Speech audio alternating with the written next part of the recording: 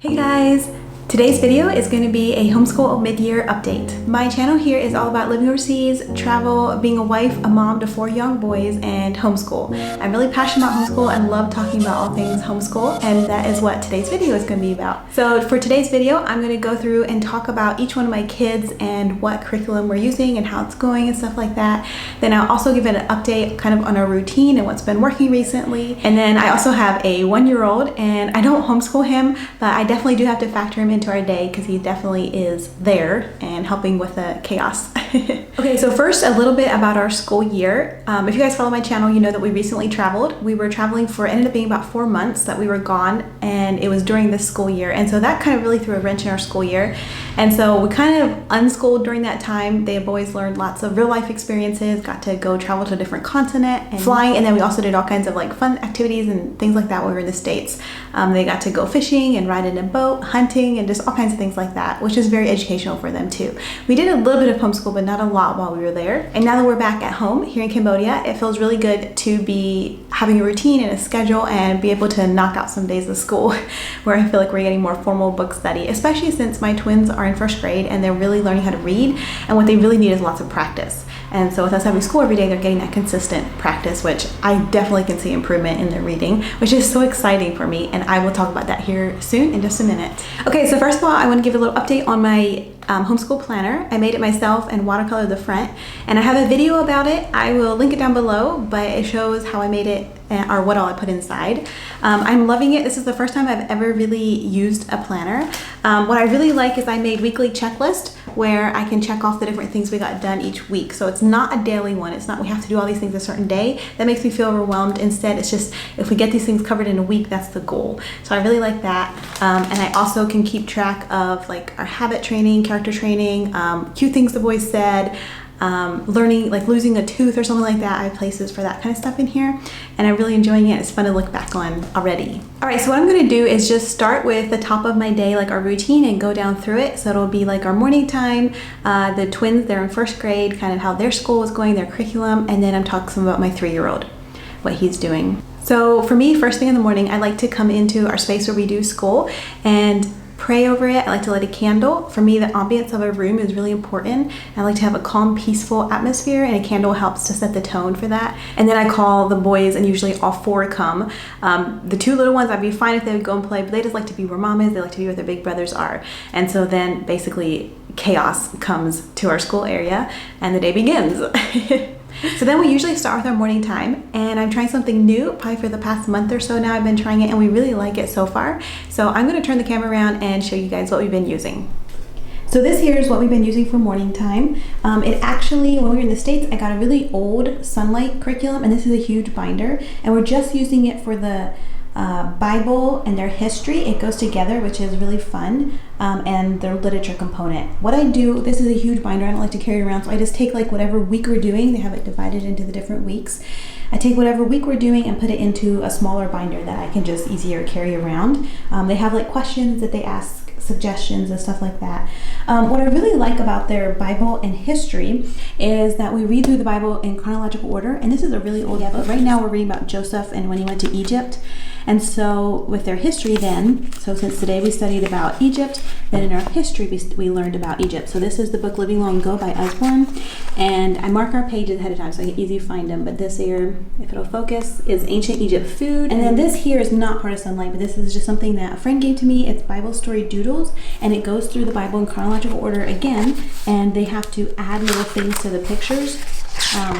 So for example, here's like Pharaoh when he had a dream about the 7 fat cows and the 7 thin cows, and they had to help draw some of the cows.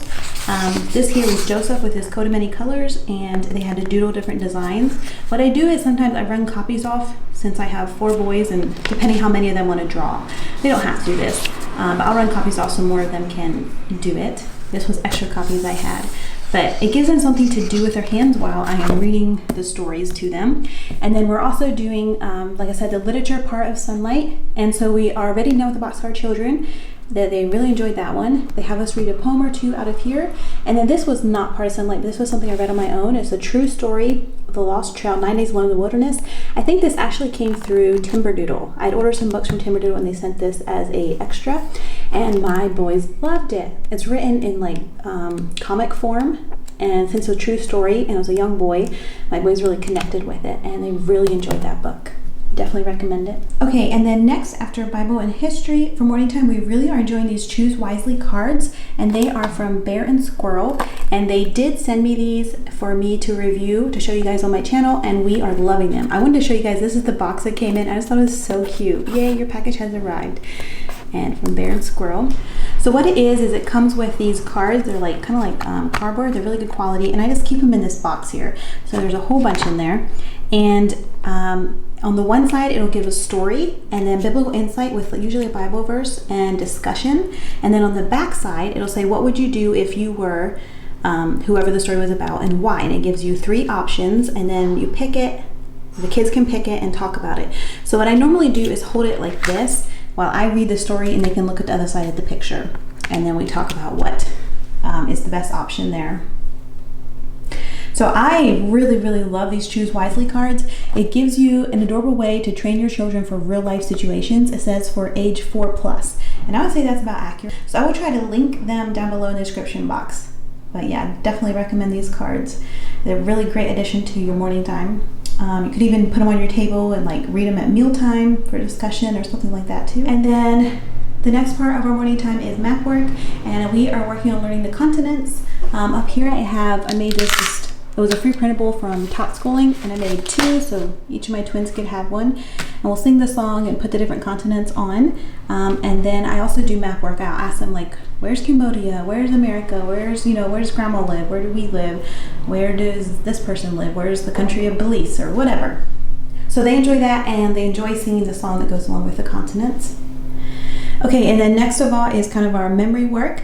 First we do our Bible, and we have a verse that's a song that we usually do, and then we pray. We have prayer sticks that we do with the boys to help teach them how to pray. Next we do math, and our Good and the Beautiful. We are learning this song right now, so I just have that there to go over. Okay, next of all is reading, and we're just working on remembering some of the different consonant teams, and then I have a vowel chart that I also go over with them, like the long vowels and the short vowels. This here is geography, and like I showed you the map work already, we do the 7 continent song and the map work. Civics, I just ask them some questions like who is the President of America, who's the Prime Minister of Cambodia, Dad's phone number, and what country, city, and neighborhood do we live in. Okay, and the next of all is Khmer, which is the local language here, and so we would do these kind of by loop. I'll go over 1 or 2 of these, going over in Khmer, and then they repeat it after me. And then the last one is song, and we do this again by loop. So we'll do, one day we do Khmer song, the next day we'll do English song, the next day we do like a finger rhyme, which my 3-year-old loves. And the last day I'll talk about like an instrument, like a violin, and we'll look it up, what sound it makes, stuff like that, or I'll teach them like a music note. Alright, so that's our morning time. And then next I want to show you guys a little bit what we did while we were in the States. Whenever we came back from the States to Cambodia, we had to stay 2 weeks in a hotel in quarantine, and so I had bought some books from CLE, Christian Light publication, because they're thin and lightweight and easy to travel with. Plus I just wanted to try it out and see what it was like. Okay, so this is what we used while we were in quarantine. I was able to pick these up in the States. This here is Math and Language Arts by Christian Light Education. My son put a sticker on there. This is level 1, and I only got the first unit. It's a really thin book, and I think there's like 10 of each in the set. But like I said, I wanted something lightweight so we could travel with it easy. And I really love their math. Let me just show you a little bit. So like for the numbers, they would have a little poem for every number. Across the sky and down from heaven, this is how to make a 7. And my first graders, the twins, they both have problems with starting like at the bottom of a number and going up, or writing it backwards, which is normal at this age. So these little poems help them to remember how to form the letter correctly. Like for example, here is number 8. It says make an S but do not wait, circle back to make an 8. And then what I also really liked about these is each lesson has a I can do this, so it's like an independent work part.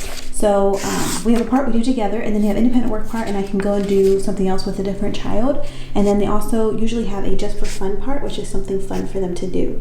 So I definitely like the math. I think it's very thorough, and if for some reason the math we're using would ever stop working, I would definitely go back to this one. And then the language arts, I like 2. Like I said, I just got the first one, but it was really good incorporation for them. They also have a reading program, but this is the language arts.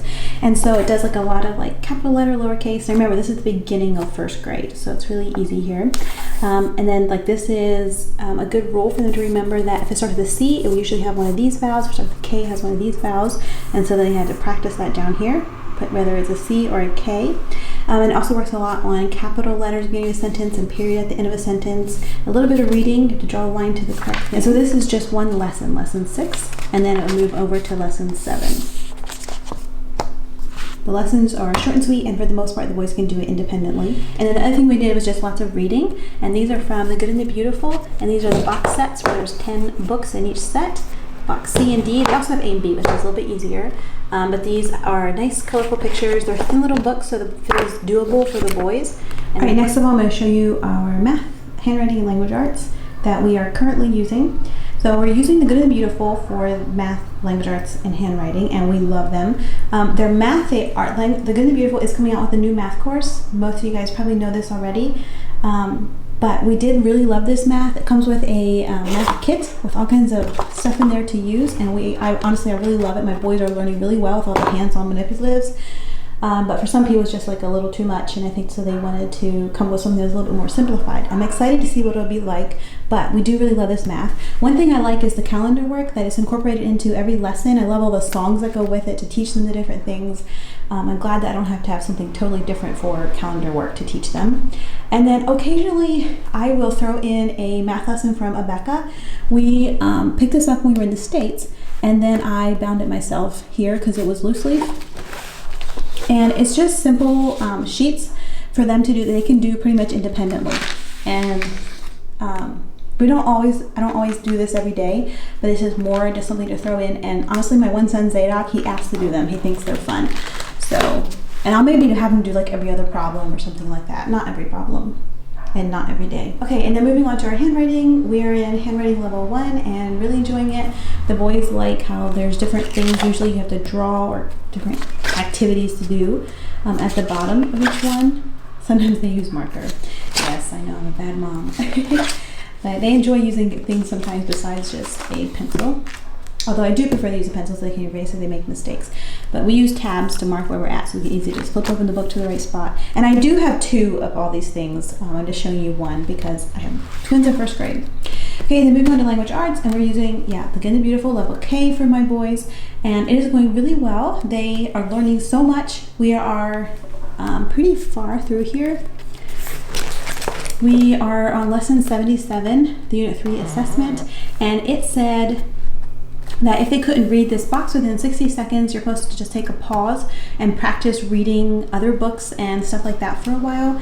So they weren't quite able to do it. They were so close. I think I wrote 1:18 seconds here. So they're really close, but I thought it wouldn't hurt to just hit pause for a little bit. So while we're hitting pause, we're reading books like the kindergarten, the mini books I have in here, and the level K reader, which this one is easier, I would say, than what these are. And then also the Good and Beautiful box sets that I already showed you, C and D. They have flashcards that go with this too that we occasionally will pull out and go over. We put them on the floor or put them on the steps, have the boys jump on them as they say them. If I can incorporate motion into stuff, I will, because it helps the boys so much. So since we hit pause on this here for a little bit while the boys practice their reading, I pulled out an old curriculum I had from kindergarten and decided to work on that again a little bit. And we love The Good and Beautiful, and we are going to come back to it. So what I pulled out was Learning to Read by Christian Light Education, and there is like 10 of these little books for it. And I had done it in kindergarten, but it had gotten too hard too fast, and we had stopped at the book 105. So we have 5 books left, and so we're just going to pick up here at 106 again and continue to work through here slowly while we practice. So this was pretty easy for them. We're on lesson 4 right now, and so it's kind of review, but I think it's just what they need for practice. You have to get faster at reading and tons of practice and remembering what the different blends and sounds they make and stuff like that. So I do have the teacher's manual, but it is a really solid program. Now that I come back to it and I'm looking at it again, I'm like, wow. Like for shh, they have a little poem and emotion that goes with it to help your child remember the sound it makes. And turn palm of your hand down and wiggle your fingers like they're a crab, and you say, shell so shiny, inside lived a creature tiny, and pretend it's a shell walking away. And my one son Zadok was having problems remembering the SH said shh. So that was like perfect for him. And yeah, it may seem like easy compared to what they were reading in here, but the review I think is going to be really good for them. Okay, and then last but not least for sight words, I decided to help them out a little bit. I made some action stuff. I made a high five paper. We printed it. My husband actually helped make the hand. And then we printed it and laminated it, and like I'll write different words on here with a dry erase marker, and I can erase and change it. So they have to high five it and say the word. On this side, they have to fist bump it and say the word. So I made 4 of these and just put them around the room. This one they have to whisper the word, and this one here they have to dab the word. Okay, so next of all, I'm going to show you guys these books right here. We are working through Skill Sharpeners Geography, grade 1, and we are pretty far through here already. This book here, I don't know if I would buy it again, but I do like it. The things in it are so basic. It's kind of things that kids will pick up on their own without using this book, but my boys do enjoy it. We do it just once a week, so it's not overbearing, and it is bright and colorful, so that does make it fun. They do enjoy it, but they kind of already know the stuff that's in it. Next is Health and Safety, and I picked up these from eBay. They're really old, but they're both by Becca. I just thought it'd be fun to read to my boys. This one is just health, and then since we were recently in America, which is their passport country, they are super interested in all things America. And one thing I really liked about this is they went over like what the states are, what the White House is, the flag, what the different stripes mean and the stars mean, and just all kinds of things about their passport country. And I think that they found it really interesting.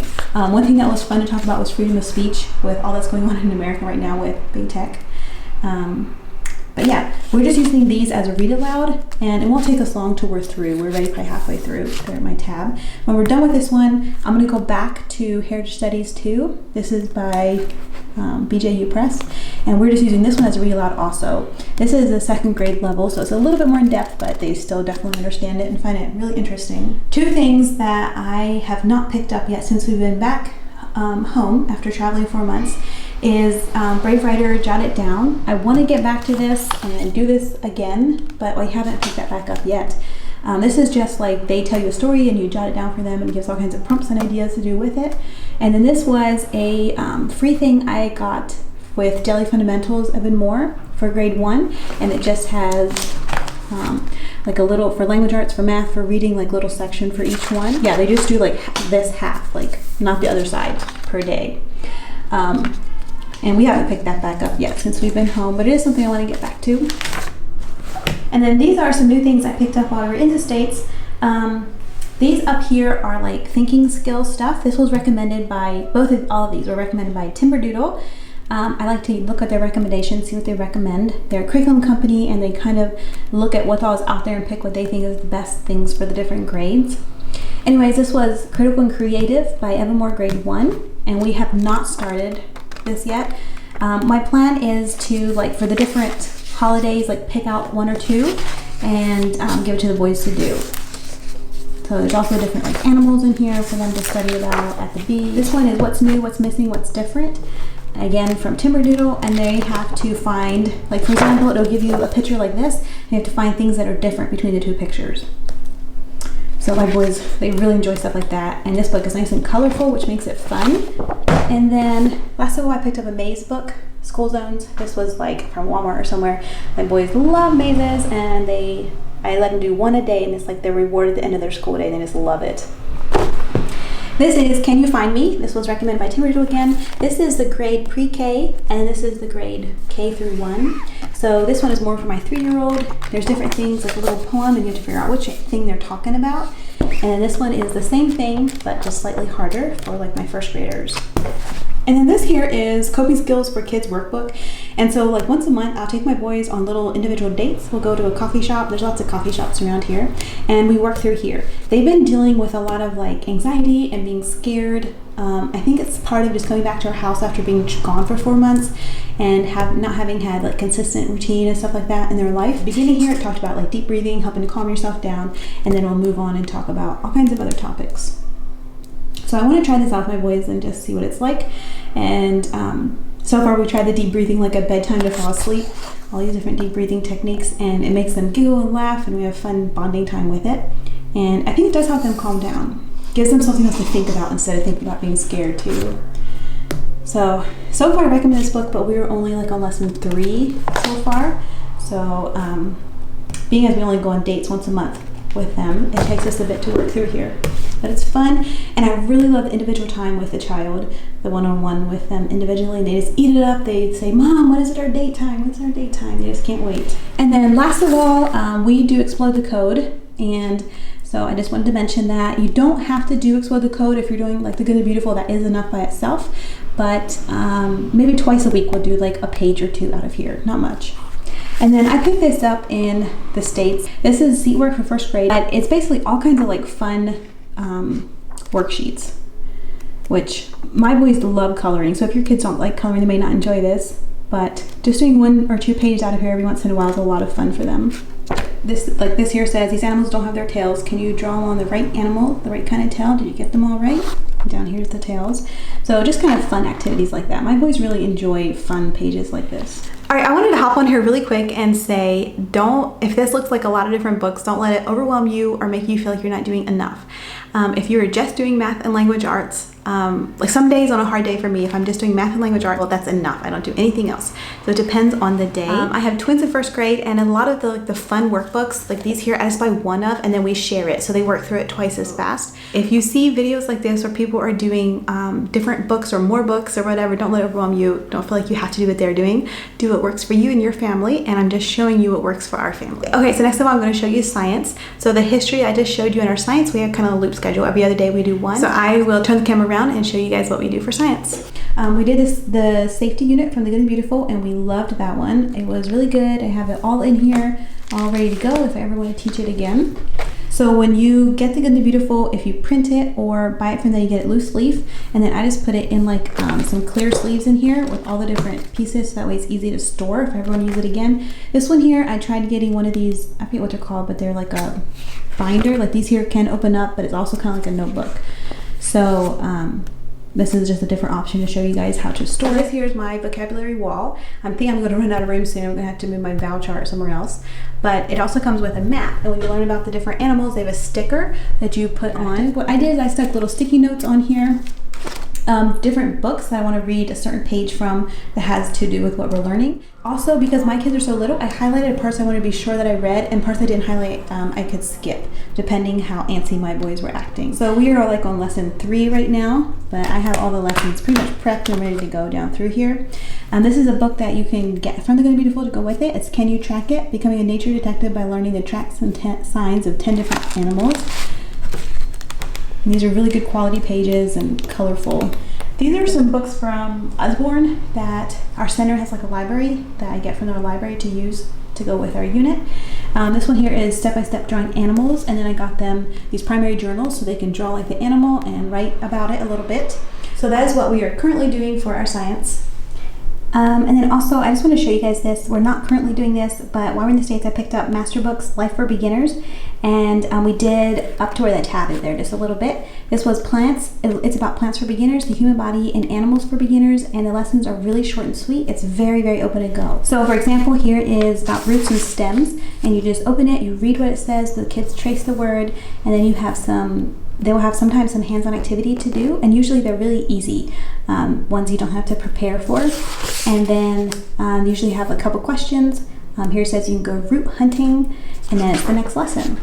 So we will come back to Master Books, Life for Beginners, Science again later, but we're taking a pause on this right now while we do our mammal science unit. This mammals unit, I think it's like 14 lessons in it, so it won't take us too long to get through it. All right, so that is all I have. I hope you enjoyed seeing our homeschool mid-year update, and I will try to link everything I can down below in the description box. If you buy through that link, I get a very, very small percentage, and it's no extra cost to you. And I hope this video gave you guys some encouragement and ideas of resources and things that I got when we were in the States and I thought were worth hauling all the way over here to Cambodia.